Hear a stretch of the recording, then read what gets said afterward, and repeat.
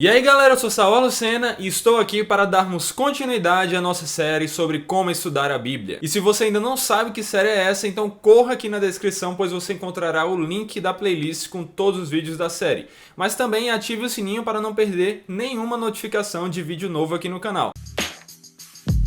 E como vocês viram aí, hoje nós falaremos sobre interpretação, como interpretar as escrituras da maneira correta, o que é preciso para fazermos uma boa interpretação. Então anotem o que eu falarei aqui hoje, pois seguindo esses passos interpretaremos muito melhor o texto bíblico. E dentre as coisas que devemos fazer na interpretação, a primeira delas é identificarmos o significado dos detalhes observados. Como já falamos nos outros vídeos, a observação é o passo que antecede a interpretação. Então, depois de termos feito uma boa observação, devemos buscar interpretar o que significam cada uma das informações encontradas nos detalhes observados. A observação não deve ser usada para encontrarmos curiosidades vazias, mas para entendermos melhor o porquê de o autor ter dito aquilo. E para conseguirmos cumprir o primeiro passo, devemos também cumprir o segundo, que é identificar o que é literal e o que é figurado. A Bíblia é rica em tipos de texto, dentre eles nós temos alguns com sentido literal e outros com sentido figurado, ou seja, textos que devem ser interpretados conforme o significado mais usual, mais comum das palavras, e aqueles que devemos buscar entender o que significam de acordo com o uso que estão tendo no contexto do nosso texto. Logo, precisaremos saber como identificar e como interpretar cada um deles. E para isso, o contexto é o nosso guia geral,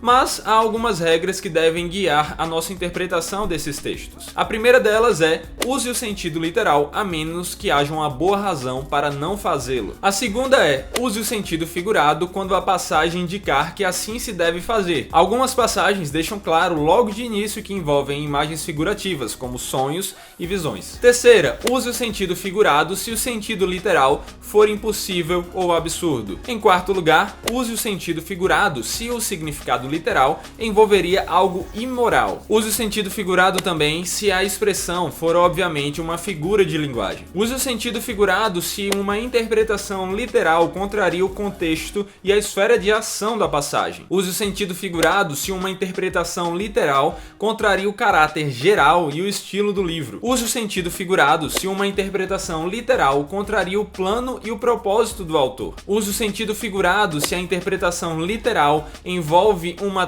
contradição de outras partes das escrituras. E por fim, use o sentido figurado se uma interpretação literal envolve uma contradição doutrinária. Com essas dicas será muito mais fácil saber o que deve ser interpretado de forma literal e o que deve ser interpretado de forma figurada. Mas voltando aos passos que devemos seguir para uma boa interpretação de forma geral, agora chegamos ao terceiro deles, que está intimamente ligado aos dois primeiros e que é identificar como esses detalhes contribuem para o todo do texto. Agora devemos identificar como tudo o que aprendemos até agora está integrado para formar o todo do texto. É nesse processo que reconstruímos o significado de uma passagem após termos fragmentado ela para analisar cada detalhe. Lembra da 10ª dica para uma boa leitura? Ler telescopicamente? Pois é, está intimamente ligado a isso. Então, depois de termos feito esses passos, chegamos a um dos mais importantes passos para a interpretação bíblica, que é identificar os contextos do texto. Talvez esse seja o aspecto mais chave de uma boa interpretação do texto. Não é possível fazermos interpretação sem examinar antes e conhecer o contexto do texto. Já dizia aquela velha frase, né? Texto sem contexto é pretexto. O contexto se refere ao que está ao redor do texto, ou seja, antes e também depois. Por isso, sempre estude os versos anteriores e posteriores ao que você está buscando entender. Analise minuciosamente o contexto onde sua passagem está inserida. Mas o contexto também não é só isso. Temos também vários contextos importantes para estudarmos, como o contexto literário, que é o que estamos falando, ou seja, o parágrafo, seção, o livro, fazem parte desse tipo de contexto, tanto os textos próximos do texto que estamos lendo, isto é, o contexto imediato, como também tudo o que a Bíblia fala que tem ligação com o que estamos lendo, isto é, o contexto geral. Temos também o contexto geográfico, onde nós vamos procurar responder como a geografia está relacionada ao texto. Temos o contexto cultural, que é como a cultura da época e do povo está relacionada ao texto. O contexto histórico, ou seja, historicamente, o que está acontecendo na época do texto.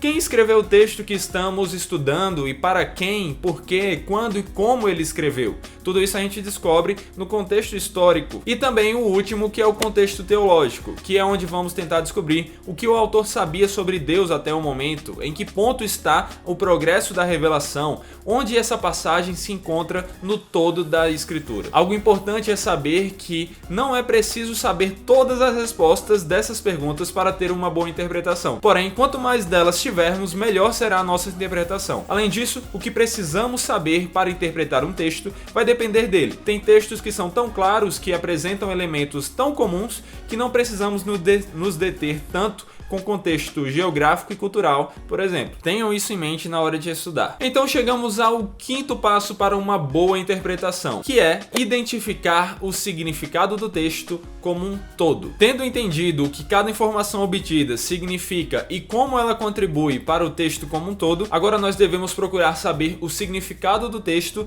diante de tudo o que descobrimos até então. E para isso sempre devemos lembrar que o significado do texto é aquele que o autor quis que ele tivesse e não o que achamos que ele tem. Depois disso, precisamos ir para o próximo passo, que é comparar o que aprendemos com o restante do ensino bíblico. Esse também é um dos estágios mais importantes, pois é aqui que deixamos as escrituras nos ensinarem como interpretá-la. A escritura deve ser comparada com a própria escritura. Um texto bíblico, então, jamais entrará em discordância com o restante deles, porque comparando o que achamos ter descoberto com o que a Bíblia diz como um todo, podemos evitar cair em uma interpretação errada. E por fim, o último passo para uma boa interpretação é consultar comentários de outros.